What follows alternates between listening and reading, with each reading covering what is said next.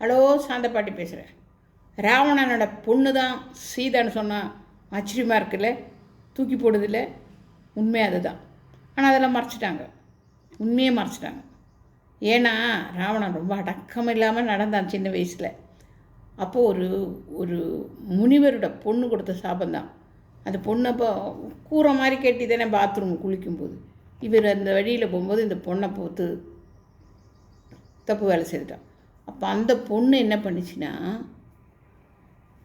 நான் உன்னோட திமிரில் இந்த இலங்கை சாம்ராஜ்யத்தில் காற்று இவன் சொன்னால் தான் வருவான், மழை சொன்னால் தான் பெய்வான், அந்த மாதிரி நீ இருக்கிறது இது தரமாட்டமாக்குறேன் நானுன்னு சபிச்சுட்டு அவள் நெருப்பு எல்லாம் சேர்த்து நெருப்பில் குதித்து சாவான். அந்த உயிர் தான் இந்த சீதாவாக பிறந்துச்சு. சீதை பிறந்து வந்தப்போ குழந்தை பிறந்தபோது இந்த குழந்தையால் இந்த அரமனையே போயிடும், சாம்ராஜ்யமே அழியும், நீங்களே அழிஞ்சிடும் அப்படின்னு யோசிக்காரனுக்கு சொல்ல பயம். அப்புறம் சொல்லலைனாலும் தலை போகும், சொன்னாலும் தலை போகும்னு சொல்லிட்டான். அப்போது அவன் இந்த சீதையை கடத்திடுவாங்க. சீதையை அவன் கொல்லிட்டு தான் சொன்னாங்க. மண்டோதரி தான் அந்த ரத்தம் ஊற்றி பானை கொண்டு போய், நான் இப்போ அது நேபாளம் அந்த ஊரில் கொண்டு போய் எல்லா விவசாயம் பண்ண முடியாத அளவுக்கு ஊற்றிட்டு வந்து அனுப்புவான் ராவணன். அப்போ இந்த குழந்தைய வச்சு அனுப்புவாங்க. அது அப்படி சீதை வளருதுன்னு வச்சுக்கோ. அந்த சீதை தான் அப்புறம் ராவணன் கொண்டு வரான். இப்போ சீதை அந்த அசோகவனத்தில் இருக்கும்போது நீ இஷ்டம் இல்லாத ஒரு பொண்ணை இவன் தொட முடியாதுல்ல, அந்த பொண்ணு கொடுத்த சாபம். இப்போ அங்கே போகும்போது இந்த வையருங்கெல்லாம் போடுவாங்க பாரு கையில் கர்ஃப ஃபுட், அந்த மூதுற மாதிரி ஒரு பில்லு பிச்சுட்டு இது தாண்டி நீ வர முடியாதுன்னு அவனுக்கு அதெல்லாம் ஒரு கதையா. அப்போ இப்படி பண்ணும்போது இந்த மூதிரத்தை பார்த்துட்டாங்க. இது நான் அப்போ அரசுக்கு ஒரு மூதிரம் இருக்குது.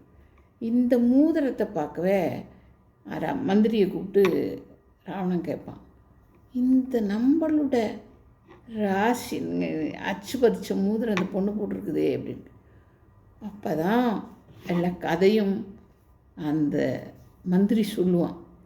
இல்லைன்னா ராமன் போய் அங்கே குடிசை போட்டு குரங்குங்களெல்லாம் கொண்டு போய் வானரங்களை கொண்டு போய் யுத்தம் பண்ணுறதுக்குள்ளே ராவணனால் அழிக்க முடியாதா? ராவணனுக்கு தெரிஞ்சு போச்சு இது பொண்ணுன்ற விஷயம். அந்த பொண்ணால் ராவணன் அழிஞ்சது அதனால தான். அந்த நெருப்பு குளிக்கிறாங்கல்ல, இப்போ எல்லோரும் நெருப்பில் இறங்குறதெல்லாம் வந்தது. சீதையான்ட்டு ராமன் கூட்டின்னு வந்துட்ட பிறகு ராமேஸ்வரத்தில் உட்கார்ந்து அழுவான்.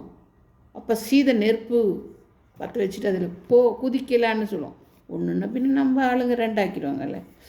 அப்போ அதிலிருந்து தான் நெருப்பு கொளுத்தி நெருப்பு கூட்டி அதில் இறங்கி சாப்பிட்றதெல்லாம் வந்தது. நெருப்பு மிதிக்கிற பழக்கம் வந்தது.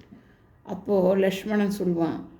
அப்போ அந்த லக்ஷ்மணன்கிட்டே சீதா ராமன்கிட்டே சொல்லும், என்னோடய அப்பா தான் ராவணன். அப்போ நம்பிக்கை இல்லைன்னா சொல்கிறேன்.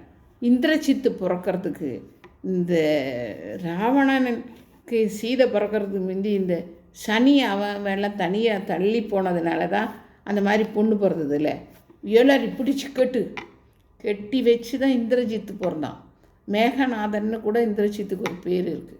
அப்போ அந்த மாதிரி பிறந்தா எல்லாம் பிரச்சனையும் தீராது, பிரச்சனை எனக்கு வராதுன்னு ராவணன் நினச்சான்.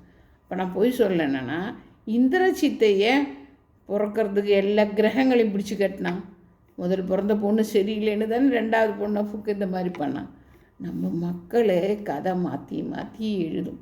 அதனால தான் ராமனுக்கு சீதை மேலே சந்தேகம் இல்லாத வந்தது.